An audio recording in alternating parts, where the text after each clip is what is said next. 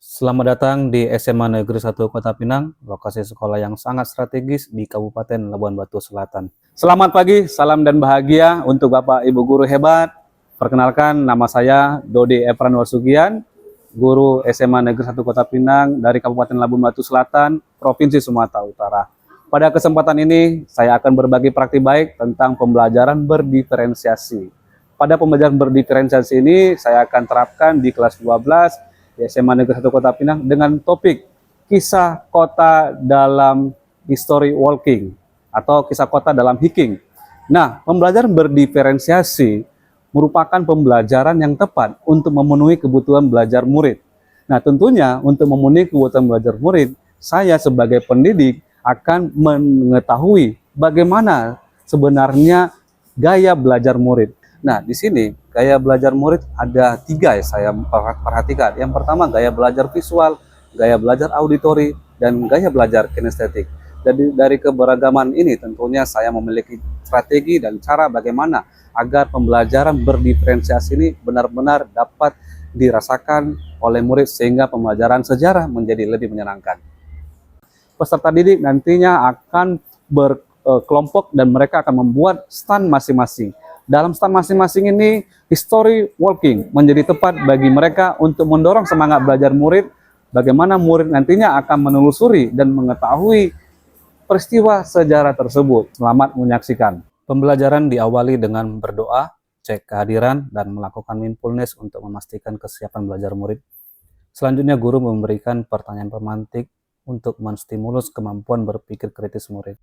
Kemudian guru menyampaikan tujuan pembelajaran serta materi secara singkat dan menyampaikan model pembelajaran yang digunakan. Selanjutnya guru membagi kelompok diskusi dengan materi yang berbeda. Selama proses diskusi, murid diberi kesempatan berkunjung ke perpustakaan untuk mengumpulkan berbagai data. Kegiatan pembelajaran ini juga mendorong kepemimpinan murid. Murid diberi kesempatan untuk memimpin anggota kelompoknya dan bertanggung jawab atas tugasnya. Kemudian, kegiatan diskusi ini mendorong murid untuk berpikir kritis dan menganalisis berbagai informasi sejarah.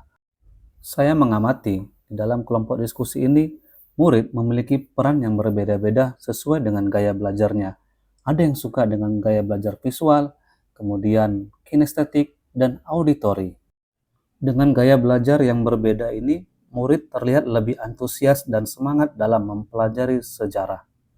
Dari pengalaman ini, saya belajar bahwa untuk meningkatkan minat belajar murid, guru perlu menciptakan pembelajaran yang inovatif dan relevan dengan kehidupan murid.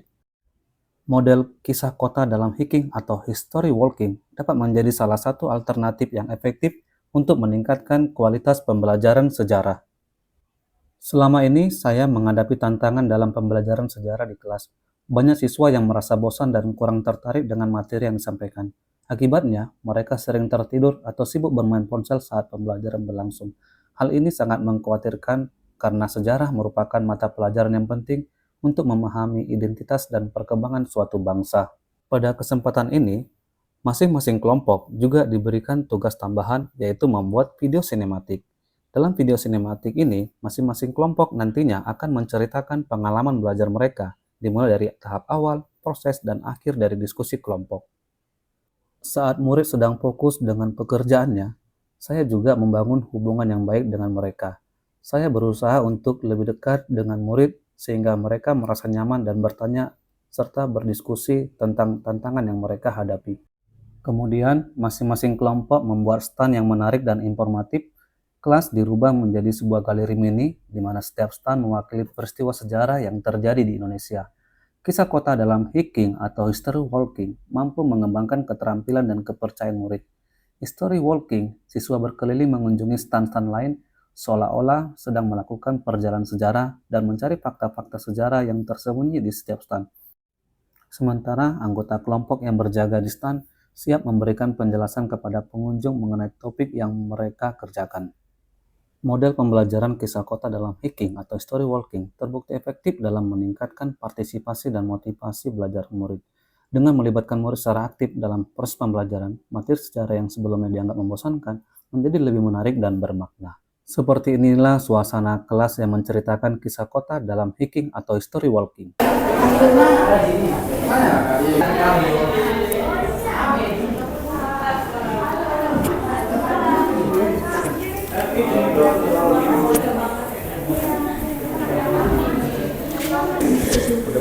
menit.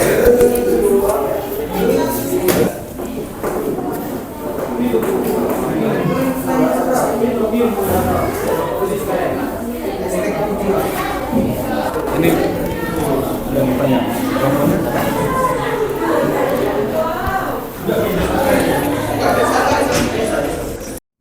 Waktu untuk berkunjung sudah selesai, maka perwakilan masing-masing kelompok kembali ke standnya dan menyampaikan hasil pengamatan mereka di hadapan teman-temannya. Di kegiatan penutup, guru bersama murid membuat kesimpulan dan melakukan refleksi pembelajaran. Saya juga merasa senang karena model pembelajaran kisah kota dalam Hiking ini mampu memenuhi kebutuhan belajar dan berpihak pada murid. Selanjutnya, saya menyampaikan materi yang akan dipelajari pada pertemuan berikutnya dan menutup pembelajaran dengan doa.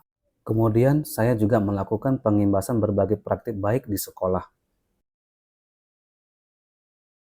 Assalamualaikum warahmatullahi wabarakatuh dan selamat pagi. Saya Misla Damayanti Pwane dari kelas 12-2 ingin menyampaikan setelah mengikuti pembelajaran berdiferensiasi kisah kota dalam hiking atau history walking, perasaan saya sangat senang dan gembira karena ini menjadi first experience saya mengikuti metode pelajaran dengan begini. Juga dari personal pribadi saya lebih cepat menangkap materi apa yang akan saya sampaikan kepada teman-teman saya. Sekian, terima kasih. Kenalkan, nama saya Nancy Junior Tiritonga. Hari ini saya bersama teman-teman guru di SMA Negeri 1 Kota Pinang mendapat pembelajaran baru tentang kisah kota dalam hiking atau history walking. Pembelajaran ini menjadi referensi bagi saya untuk mendesain pembelajaran yang menarik dan menyenangkan bagi murid.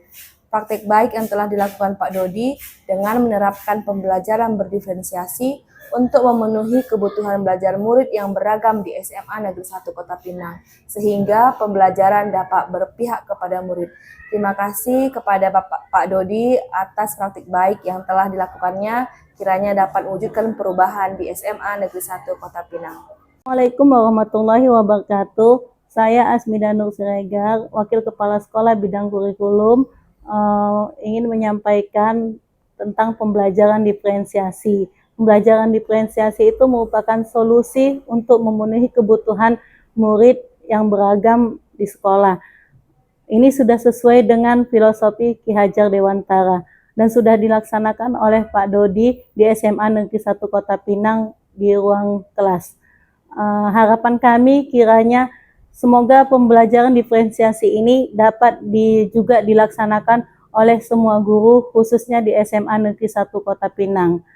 Demikianlah yang bisa saya sampaikan. Saya akhiri dengan Assalamualaikum warahmatullahi wabarakatuh. Assalamualaikum warahmatullahi wabarakatuh. Selamat siang, salam sejahtera bagi kita semua.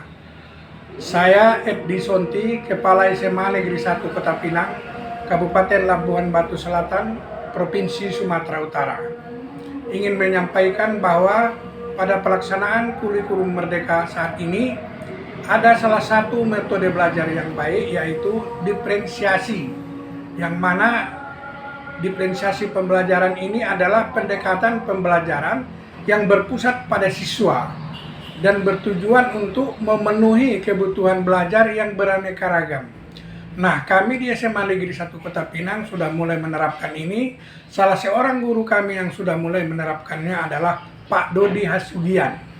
Dan saya berharap guru-guru di SMA Negeri 1 Kota Pinang melaksanakan metode pembelajaran diferensiasi untuk meningkatkan mutu pembelajaran. Demikian, terima kasih. Salam sejahtera buat kita semua.